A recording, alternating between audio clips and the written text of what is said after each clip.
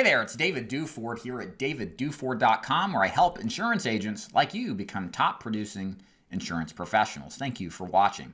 So in today's video, we're specifically going to be talking about how to build a successful agency.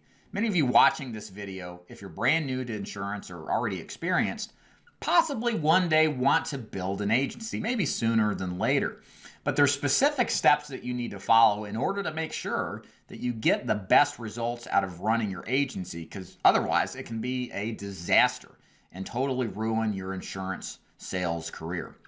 So let's talk about the 7 steps you need to follow in order to build a successful insurance agency.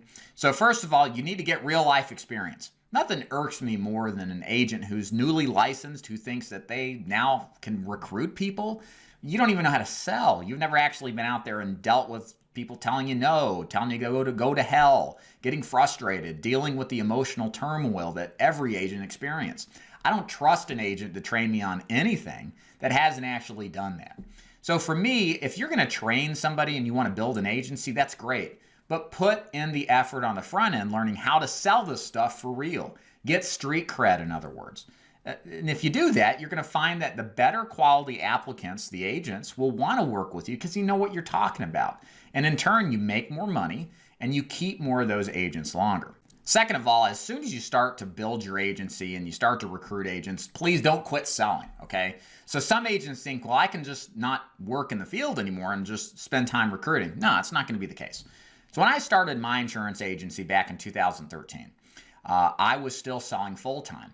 In fact, I sold full-time in the field for the next 4 years as I built up my agency and had enough override income in order to walk away from it. Again, I still sell and I did part-time for a period after that, but I didn't give up my full-time effort. And here's the reason why. First of all, you're going to have to you're not going to get in a situation where you replace your income right out the gate. A lot of the applicants that come to you won't ever do the first thing. It's usually 1 out of 15, 1 out of 20 applicants, agents that actually write business and stick around. So there is a bit of a vetting process. And since you're making a fraction of the income off of each of their sales versus what you would make, you're going to need multiple agents in order to start replacing your income. It only makes sense. So keep selling full-time. Have your agents come do a ride-along with you. Have them do training with you. Have them come to you. Don't give up on your sales efforts. If anything, you should make sure it stays the same, if not, actually is more. You need to make sure your income is high, because you also take on the added risk of being in a situation where you could experience a chargeback. A chargeback is when an agent doesn't pay back their debts and it gets rolled to you, and now you're responsible for paying it. Every time you recruit an agent, you now have basically co-signed on their chargeback debt. So if you are not careful, you could be hit with a pretty big chargeback. I've seen them in the $10,000 to $15,000 range. And if you're not financially prepared to swallow that, it could hurt or potentially end your career. So selling in the field allows you to still maintain a regular income. It allows you to still train your agents. It actually keeps you sharp. Training always keeps you better. So don't give up your full-time sales quite yet. Wait about 3 to 5 years, however long it takes over time, in order to be able to duplicate or replace your income with your override income. Tip number 3 is to specialize in one insurance niche only. I think the worst thing that you could do is try to be everything to everybody, because somebody who's everything to everybody is nothing to nobody. It's hard enough to learn one product and its underwriting and the marketing and the sales process, as opposed to 3 to 5, like a lot of these general agencies that try to shove all sorts of different products and plans down your throat. I think that's a recipe for a lot of people to fail out, and it sure is a recipe as an agency. You should be able to define what your unique selling proposition is, and that's my 4th point here. You need to make an intentional effort to explain to yourself, as well as your agents and clients, as it turns out, what makes your agency different from the rest. Why would somebody want to do business with you? How are you different from the name brand companies like State Farm or Farm Bureau or Allstate?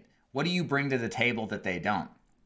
Things to differentiate yourself include intense sales training, lead programs, support, coaching. These are things that you have an opportunity to differentiate yourself on. And going back to point 3, I recommend starting with one particular line of insurance to start recruiting agents too. When I started my insurance agency in 2013, I decided that final expense was going to be my core product. And I did not add any other kind of product into my agency until 2018, the whole 5 years afterwards, that I start to recruit agents to annuities and now Medicare Advantage and mortgage protection. So I feel comfortable now because I've developed the acumen and experience as an agent in one particular line, and I feel comfortable doing the same now, but I never would have at any point in the first 5 years because final expense was my core offering and I hadn't developed the requisite experience to feel comfortable with those other lines as well. So get good at one thing, focus on one thing, and then over time, sure, add more, but get good, become a master, because that's how you get the best agents as well. Point number 5, actually have a real plan for recruitment in place. So there's all sorts of ways that you can recruit, and most of them work to various degrees. You can use some kind of online recruiting tool that you can place ads in various cities and then do kind of a mass recruitment effort to get people interested possibly. You could also, what I think works well, is work your warm market contacts that you have on social media and let them know subtly what you do and how you help people and what the income opportunity is, but don't slam it in their face and drive them nuts and then eventually just basically block you and never see anything that you write again. Be nuanced about it, I guess you could say. And it's a longer term effort with something like that as well. It takes more like 6 to 12 months to turn around. But you need some kind of ongoing strategy.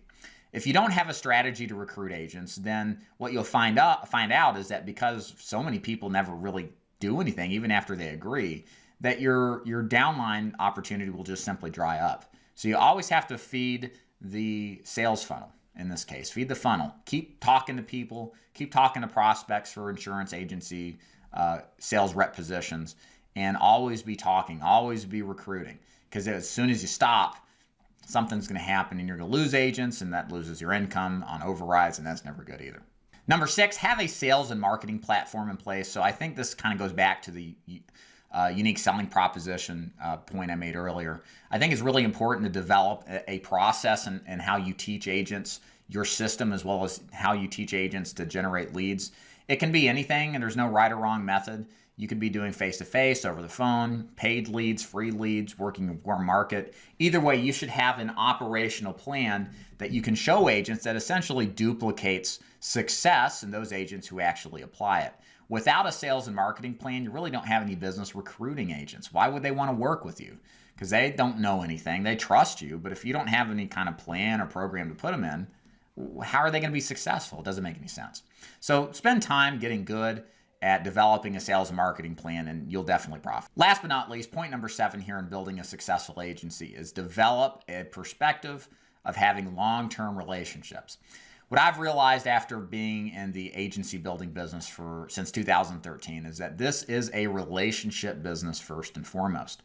A lot of agencies cloud their judgments by thinking that this is a mass recruit them, throw them up against a wall shotgun method of recruiting. They pay less attention to the quality of the applicant and more about the volume of applicants recruited. This is a travesty. There are a lot of people that fail out of this business that have no business to, but it's because of this setup arrangement that they're involved in that causes this. So what do? You've got to find the right people that mesh well with you, that share the same values as you, that can connect with your company's culture, whatever it is, and work on creating a long-term relationship with these people. Don't think about agents as an assembly line component that you squeeze the life out before they bleed out and go away. Some agencies operate this way, and I think it's just parasitic. It's not fun. It's certainly not enjoyable. I want to create relationships personally in my agency where agents stick on board with me for their whole career.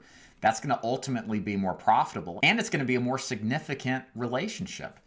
There's nothing more frustrating than losing an agent that you spent time training to somebody else because you didn't have the relationship with them. You didn't have the transparency. So really, it's hard to tell you how to do this. It takes time, it takes effort, it takes consistency in your values and sharing things. It doesn't happen overnight. But what I have discovered in my business is that because of what I do and try to execute on that concept, I'm finding more quality agents, better agents overall, more in volume, and everything's just wonderful in my agency simply because relationships matter. I'm keeping agents longer, Agents even leaving me have come back because I've been a consistent, transparent person that actually cares about them. And these are things that are just an absolute must if you want to be successful building your own insurance agency. Okay, so that's it on how to build a successful insurance agency, my 7 tips for success. If you have questions about building your own agency, I'll be happy to help you. You can either leave a comment below, let me know what you think, and I'll be happy to answer it directly, or go to my website at davidduford.com, click the contact button, send me a message. I'll personally respond to you, help you out any way I can. If you're interested in starting an agency, I have the ability to support you. I have IMO level commission contracts, so I can support large agencies as well as smaller ones that are getting started.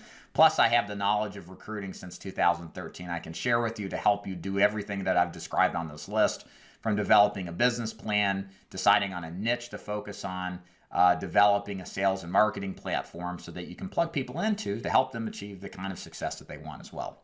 David Duford here, logging off. Thanks for watching. See ya.